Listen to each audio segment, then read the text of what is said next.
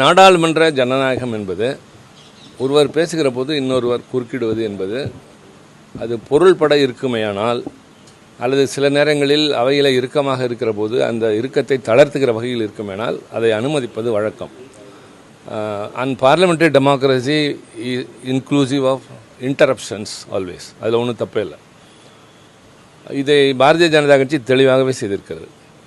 விவாதம் நடக்கிற போது குறுக்கீடுகள் என்பது தவிர்க்க முடியாதவை. சில நேரங்களில் பேசுகிறவர்களே எதிர்த்து பேசுகிறவருக்கு வழிவிட்டு உட்கார்வார்கள். சில நேரங்களில் அவைத்தலைவர் அவருக்கு வாய்ப்பு கொடுப்பார். நேற்றைக்கு அப்படி தான் நடந்தது. எதிர்க்கட்சி தலைவர் திரு மல்லிகார்ஜுன் கார்கே அவர்கள் பேசுகிற போது சற்றேறக்குறைய 1.25 மணி நேரம் அவர் பேசிய போது 3/4 மணி நேரம் குறுக்கீடுகள் மட்டுமே இருந்தன. அவைத்தலைவரே பல முறை விளக்கம் கேட்பது போல குறுக்கிட்டு பேசிக்கொண்டே இருந்தார். அடுத்து அவைத்தலைவர் என்று சொல்லக்கூடிய leader of the house JP Nadda அவர்கள் குறுக்கிட்டார். அவருக்கு வாய்ப்பு தரப்பட்டது. பாராளுமன்ற விவகாரத்துறை அமைச்சர் கிரண் ரிஜிஜு எழுந்து நின்றவுடன் அவருக்கு வாய்ப்பு தரப்பட்டது. வேறு யார் யாரெல்லாம் குறுக்கிட்டார்களோ எல்லோரையும் பேச அனுமதித்து அவரை சற்றேறக்குறைய உடல்நலம் கொண்டிருந்த ஒரு வயது முதிர்ந்த எதிர்க்கட்சி தலைவர் அவர்களை ஒரு 15-20 முறையாவது உட்கார வைத்திருப்பார்கள். அதையும் பொறுத்து கொண்டு தான் அவர் அவ்வளவு நேரம் பேசினார். காரணம், இது ஜனநாயகம் என்பதை உணர்ந்த காரணத்தினால் சில நேரங்களில் பதில், சில நேரங்களில் கூச்சல் இருந்தது. ஆனால் இன்றைக்கு பிரதமர் பேசுகிற போது 1 நிமிடம் கேட்டார். எதிர்க்கட்சி தலைவர் ஒரு வாய்ப்பு கேட்டு ஒரு விளக்கம் கேட்பதற்கு 1 நிமிடம் கேட்டதற்கு பிரதமரும் அதற்கு இசைவு தெரிவிக்கவில்லை. அவரே உட்கார்ந்திருந்தால் இயல்பாகவே இது வந்திருக்கும். அவரும் அதற்கு தொடர்ந்து பேசிக் கொண்டிருந்தார். அவைத்தலைவர் இந்த பக்கமே திரும்பவில்லை. திரும்புகிற போது முடியாது என்று தான் தலையசைத்தாரே தவிர, ஒரு நாடாளுமன்றத்தில் எதிர்க்கட்சி தலைவர் என்பது எவ்வளவு முக்கியத்துவம் வாய்ந்த பொறுப்பு என்பதை வரலாறு சொல்லும்.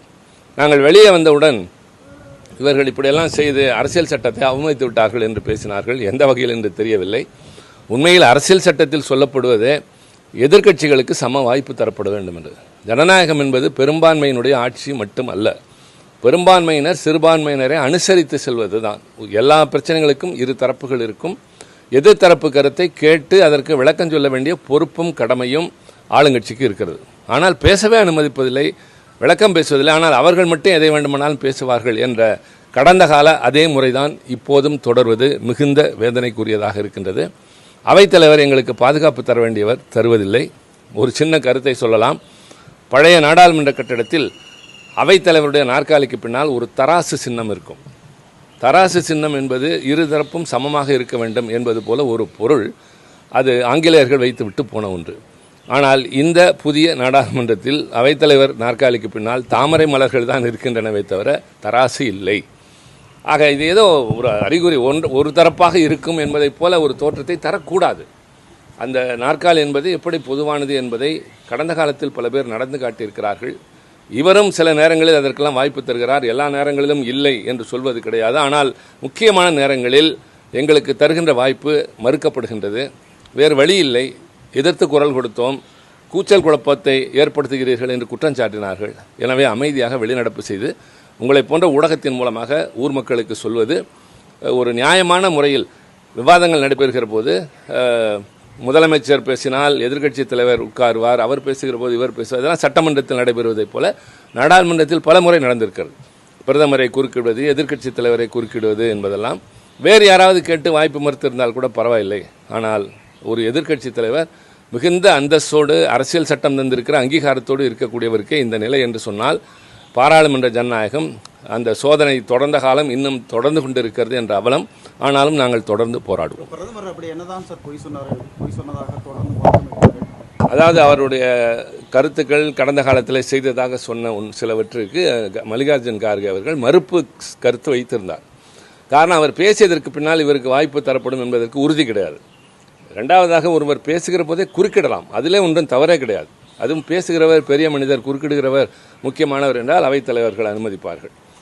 அமைதியாக இது கடந்த காலத்தில் நிறைய பார்த்திருக்கிறோம். சில பேர் எழுந்து கையை தூக்கினாலே உடனே அனுமதிப்பார்கள்.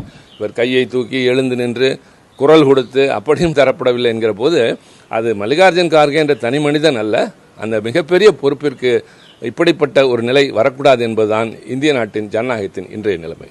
நேற்றும் சரி இன்னைக்கும் சரி பிரதமருடைய பேச்சு முழுமையாக எதிர்க்கட்சிகள் எதிர்த்திருக்கிறார்கள். அப்படி எதிர்ப்பதற்கு என்ன காரணம்? அதாவது அவருடைய பேச்சுக்கள் எதிர்க்கட்சிகளை விமர்சிப்பதாவது தேர்தல் நேரத்திலேயே அவருடைய விமர்சனங்கள் கடுமையாக இருந்தன.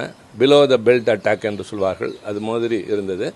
இப்பொழுதும் நேற்றைக்கு மக்களவையில் பேசிய போதும் எதிர்க்கட்சிகளை கடுமையாக ஒரு கிண்டல் செய்து பேசினார். பேசலாம், அது கூட சரி.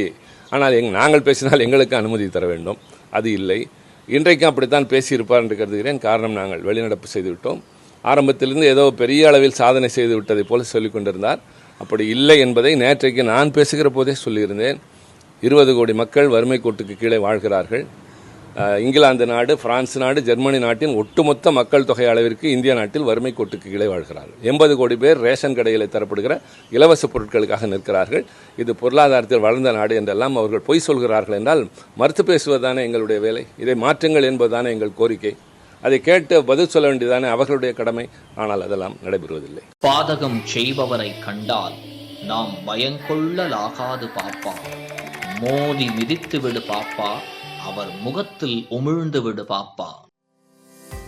அண்மை செய்திகளை உடனுக்குடன் தெரிந்து கொள்ள இணைந்திருங்கள் இயம்நாடு தொலைக்காட்சியுடன்.